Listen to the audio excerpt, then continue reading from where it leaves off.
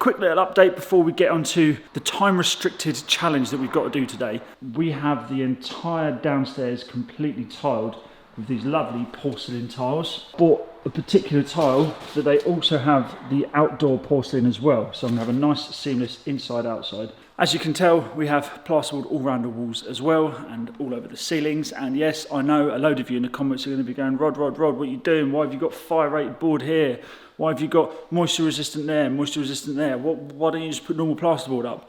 Long story short is I was helped out with the plasterboard. So really appreciate that from British Gypsum. And yeah, they supplied all the plasterboard, which was very kind of them. I was basically given a certain amount, and basically a lot of it was fire retardant and a lot of it was water resistant. So there we go.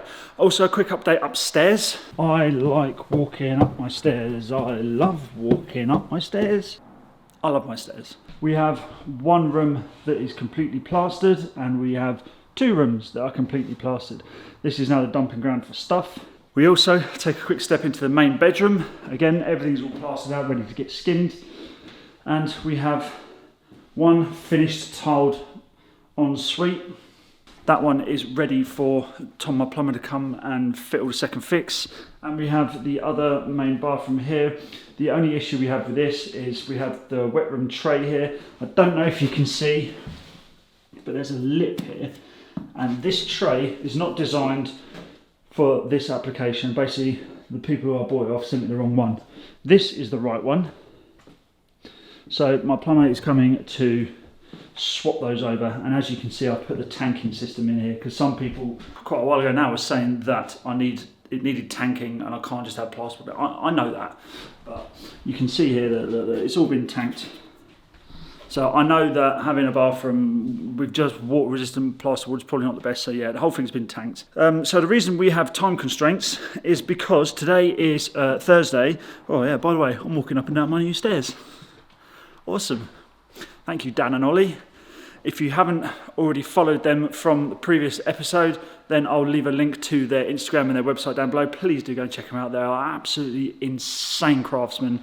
And yeah, just give them the love that they deserve. Hands down one of the best parts of the house. Anyway, the reason we're on time constraints today is Thursday, and on Monday the plasterer is coming to do the whole thing because we've had to do everything backwards. Because yes, we have tiles on the floor, but we don't have any plaster on the walls. This was not intentional. The original plasterer I had, he damaged his hand, he tore his ligaments in his hand, so he can't do it, so I had to get another plaster in. So what we have to do, for the plasterer to come in, I don't want to get this lovely new floor completely covered in plaster. He's tidy, but these things happen. So I ordered 90 square meters of Cordex and some tape, and I need to tape the whole floor and cover it all. We've also got a little cutout for a hearth. I'm going to do a special video about that, a bit of bricklaying, so make sure you're subscribed because I know you all love a bit of brickwork and I haven't done much of it recently, so we're going to have some going down there. I also have to finish off a little bit of the bit of plasterboarding, and also hopefully in today's episode we need to connect these two together for the whole, what's it called, extractor fan. Let's get all this unpacked and start getting everything covered up nicely to save this absolutely beautiful looking tile.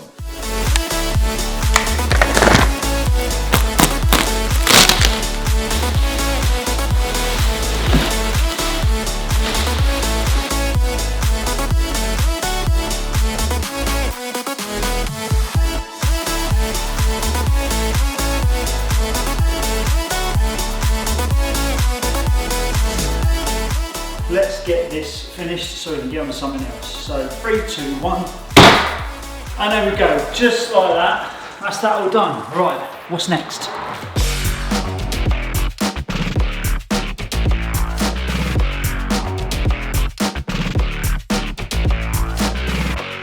So you might be wondering why I'm in a hole, digging more of a hole.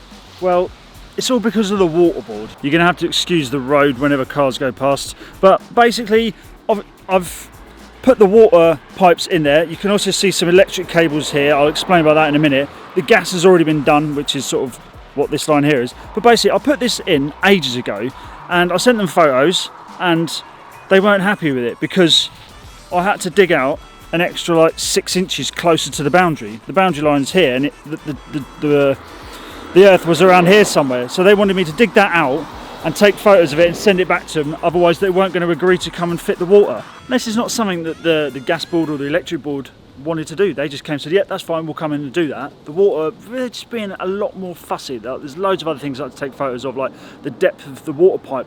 I had to show the insulation around the pipe when it goes into the house. I just had to show them that I'd fixed the stopcock to the inside of the wall on the inside, and just things like that. They're just really fussy, but I had to do that, and normally that wouldn't bother me at all. It's just, what with my arm not being 100% yet, it really did, it hurt my arm really, to be perfectly honest with you. Like digging a hole, I haven't done that in like 2 months since I broke my arm. But yeah, so that's that sorted. We've got that all done. They are coming next week to fit the water, to make the connection, do all that jazz, and also that electrical cable. This one here, basically, they came to connect that on the 22nd of September. So they dug everything up, they came to fit it and all that. But what had happened, this is the other end of the ducting that goes all the way down the side of the house, out to the front, which is where the connection is going to be made. I found this. This is the pull cord that was attached to the other end of the cable that went through the ducting, much like this here. This goes down the bottom of the garden. Much like this here, it was in there. But basically, the long and short of it is, as they were pulling the cable through, this snapped. And it took, I'd probably say, about a month of me ringing up, finding out why everyone just disappeared, for me to get an answer to say that apparently that the ducting had collapsed, which I know not to be true because I dug it up and put it in about a month beforehand. So I dug down and investigated. So that down there is the ducting. I dug this hole, this big hole. I cut that and opened it up, and basically what had happened was, where we had a hell of a lot of rain recently, water had got in the end of there and had brought a bit of sand with it, and a little bit of sand was stuck in the bottom of the pipe. So I cut it out, emptied it out. There wasn't a lot in there at all, barely even a handful, but obviously that had caught on the cable they were pulling through, and maybe this bit of pull cord was quite old, and I don't know, maybe it was just not very good and very soft, and it snapped. So they basically abandoned ship, and it took me a month of ringing up and not really getting through to anyone, being passed from pillar to post, to actually figure out what had gone on. So anyway, they're coming to sort that out, but I just thought I'd explain why I was digging that hole, basically because the water board were being fussy and they wanted extra photos of this, that and the other. So yeah, that was that. Right, that is another job that we have finished. So the next thing we have to do is address all of these holes that are in the ceiling, like all these different bits of plasterboard. However, with this one, we've got a little bit of a tricky situation. This ducting that is going to go from where the range cooker is falls a little bit short. I need to quickly pop down the road and get something. Back in a minute. Now that we've got the bits that we need, this is hashtag not sponsored by Wix, but I do really appreciate your ease of use and your geographical location to my house. i.e. I ain't got to go very far. Right, we need to attach one of these doohickeys to the bit that goes through the wall. I probably should use some sort of plastic cement on there, but I forgot to get some, so I'm probably just going to use duct tape. Hence the name duct tape. I kind of feel like it's a perfect fit for ducting. There we go, a bit of duct tape. Do you know what? I probably will glue that, you know. Just coming back to let you know that I am doing this properly. I should have done this to start with, but hey ho.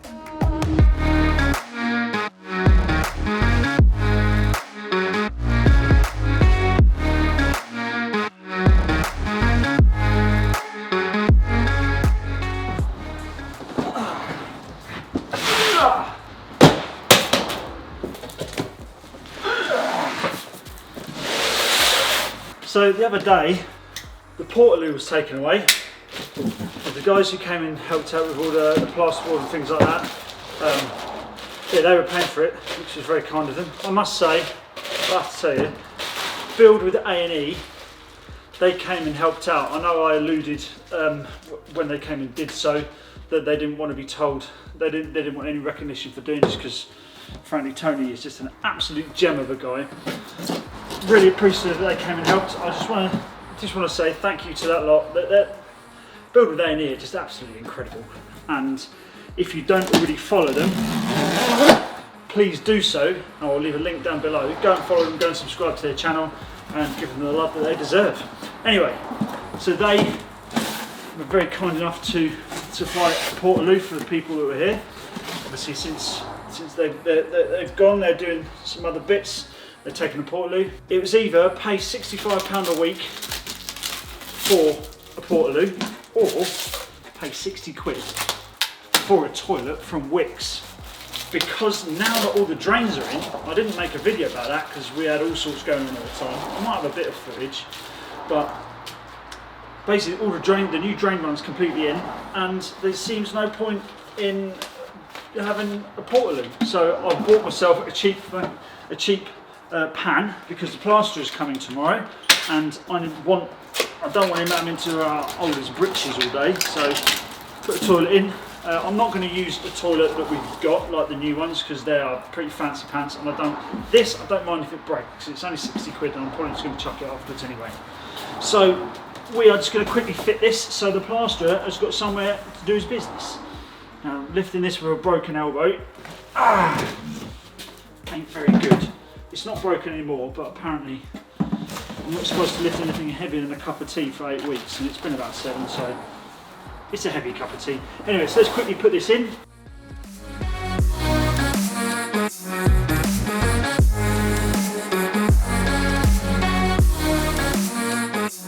But there we go, toilet in.